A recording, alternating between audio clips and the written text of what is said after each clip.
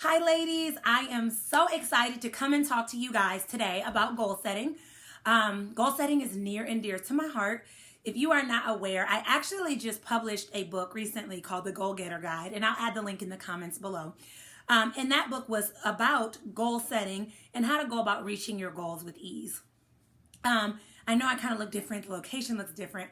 For those of you that are also unaware, my office had a flood issue, and so now I'm not in my office, but needless to say, I am not allowing that to make me skip a beat. I still wanted to make sure that I gave you some motivation and momentum that you needed to get through the week. So this week I really wanted to hone in on goal setting, and I'm going to take it from a different angle than some of the things that I included in my book. But this is something that I have found to be really important and work very well with the women that I work with in their goal setting as related to their book. So for those of you that are not aware, there's an acronym called SMART, right? And it's for SMART goals, and we'll kind of break that down. But today I really want to hone in on an acronym called SMARTer goals. And so I want to take that acronym and I want to apply that to your process when working on writing your book. So the first letter in the acronym is S. S stands for specific. I talk to women every single day who say, I desire to write a book. That's wonderful, and it's a great thing to work towards achieving. But how can you specify or be really specific and hone in on that idea of wanting to write a book? I'll give you some examples. You could say, I want to write a book by my birthday. Or I want to write a novel. I want to write a nonfiction. I want to write a fiction book. I want to write a book to help change women's lives. I want to write a book for children to let them know that they're not alone with bullying. Whatever the case may be, you really want to hone in on that idea, because what I've come to see is there's a lot of people that want to write a book, but they don't have a full picture or full understanding around the process and what is involved, and therefore it leaves them in this confusion, the state of confusion that eventually overwhelms them and then prevents them from going forward with writing their book. The second letter in SMARTer is measurable. So how can you measure this goal? Maybe you say, I'd like to write a book, and I want to start this by writing one chapter a day for the next week. Or I want to start this by writing one page a day for the next month. Whatever it may be, you need a tangible measuring stick that you can use to reflect on what you did. So for example, this year I set a goal to read 48 books by the end of the year. In order to measure that effectively, I broke that goal down into small bite-sized chunks. And I said that I am going to write or read a book four books every single month. And that gave me an opportunity to be able to reflect on it. So if you give yourself that measuring stick and you say, I want to write one page a day for the next month, then every single day at the end of the day, you're allowing yourself to be able to reflect and say, did I write that page that I set out to write? And that gives you something to look at to let you know if you are on the right track. If you just say, I want to write a book, you don't know if you're doing it or you're not, because you don't know when to start. You don't know what you're looking for to measure how far you've gotten, and it can become confusing. The next letter is A. Is this goal attainable? I firmly believe that everyone has a book in them. I actually read a statistic that 81% of the population wants to write a book, but less than 3% actually go forward and do it. And I think a lot of people do not believe that writing a book is an attainable goal. I am here to tell you that writing a book is a very attainable goal. The only thing that you need to be aware of is you need to understand how to go about it that is attainable for you. So if you are a busy mom, a single mom of 5 kids, you work a part-time job and a full-time job, you're in school full-time, maybe it's not going to be attainable for you to finish a book in 30 days. I've done it, but for some people that can be overwhelming. And so if you kind of change your idea about how to make that goal attainable, then it can happen. One of my big lifetime goals is to run a marathon. But if someone asks me to run a marathon on Saturday, it's not going to be an attainable goal for me because I've never run a marathon. I'm not in shape to run a marathon. I need practice. I need preparation. And so you have to know what's attainable. Now, if someone asks me, will you run a marathon with me next year? Then now I have an entire year to prep and get myself in the process to be able to run the marathon. And so you need to break the goal down so that it becomes attainable for you. But I am here to tell you, if you do not believe that you can write a book, that's 100% false. You definitely can. It is a very attainable goal for you. The next letter in SMARTer is R, and this is relevant. So I want you to take a minute and I want you to think about how book writing is relevant to your life. For me personally, I really wanted to make sure that I left a legacy for my daughters, something that they were proud to look at, something that they could remember me by, something that they could pass on to generation and share with their children or their children's children, and so on and so forth. And so for me, book writing became very relevant. It was also something that I wanted to use to really expand my brand and my business. And so book writing also became relevant because without me being able to expand my brand, my business wasn't going to grow in the way in which I desired. And so take a minute to ask yourself, how is book writing relevant to me? Do I have a business that I would like to grow? Do I have a story that I need to get out and change someone's life with? Do I want to be an example for the people around me?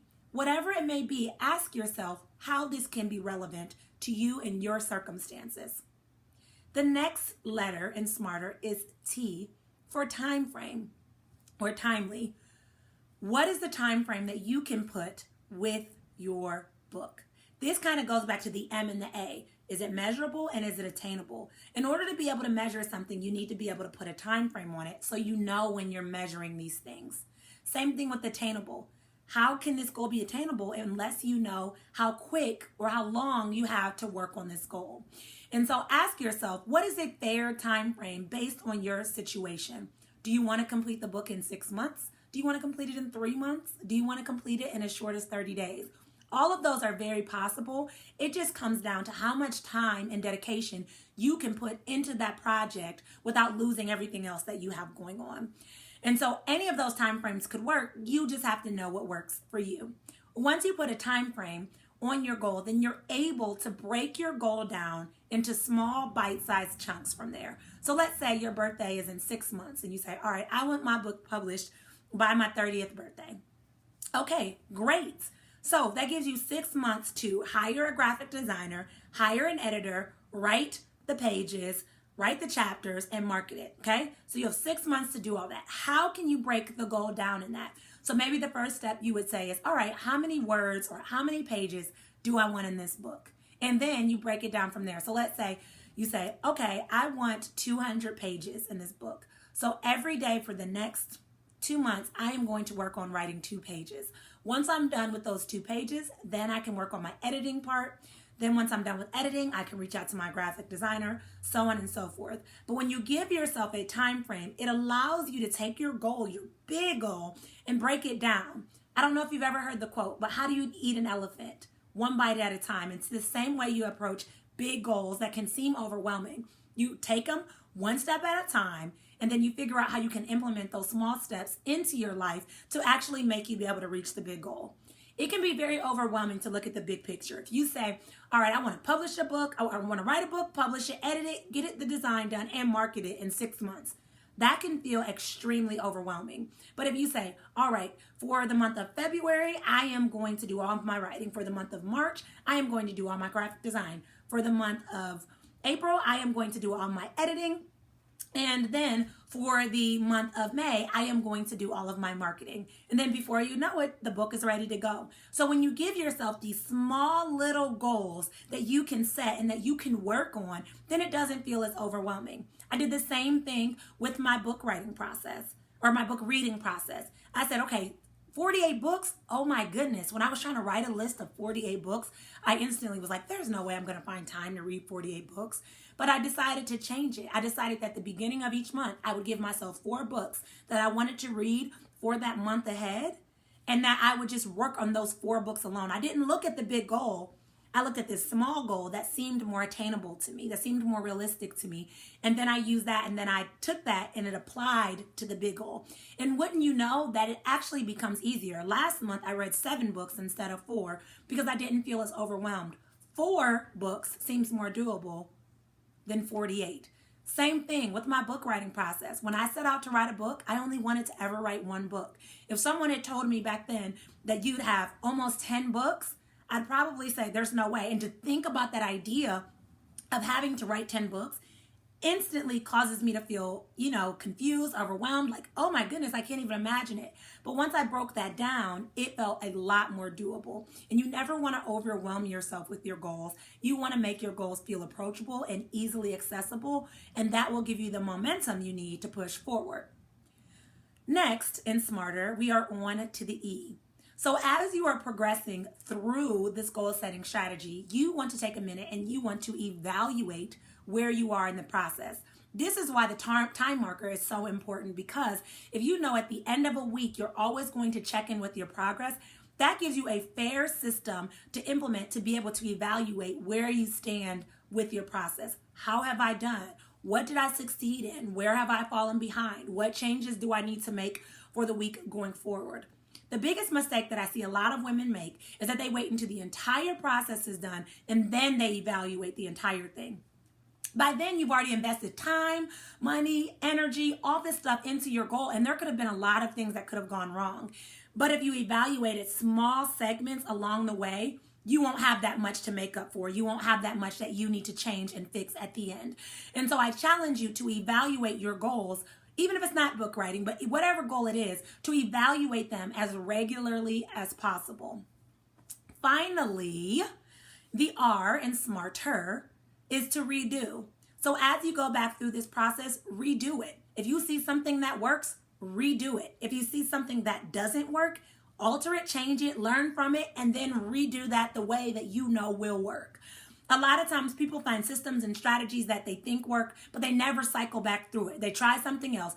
And I'm a big believer, why should you recreate the wheel when it's already here? That is one of the main reasons that I created the programming that I created, because I found a system and a strategy that helped writers write books with ease, without the overwhelm, without the confusion, without the frustration. And so why in the world should you try to do something that we have already found a system that works for? And so if you find a system and a strategy that works for your goal setting, redo it, recycle back through it, and set yourself in a position to succeed. And that's where the evaluation piece comes into play, because as you're evaluating, you are able to truly reflect on the progress that you made and what changes you need to make, if any, going forward. So I'm going to just go back through the acronym briefly so that you have a good understanding. Again, the acronym is SMARTER Goals, and it's just a strategy to set and reach your goals without the overwhelm and with ease. So the S in SMARTER stands for specific. Then there's the M, measurable. A, attainable. R is relevant. How is it relevant to you? T is timely. What time frame can you put around that? E is evaluate your progress and where you're at. And then R is to recycle or redo the goal. So I challenge you today to break down the SMARTER goal system in your goals. Set yourself a system in place so that you are able to reach your goals as you are working on becoming an author. I hope that you guys have a wonderful day, and I just want to encourage you that if you set a goal and you believe it in your heart, it is something that you can do. You just have to be willing to put in the effort, the energy, and the dedication to it, and it can happen. Have a wonderful day, and until next time, continue with clarity. Bye, ladies.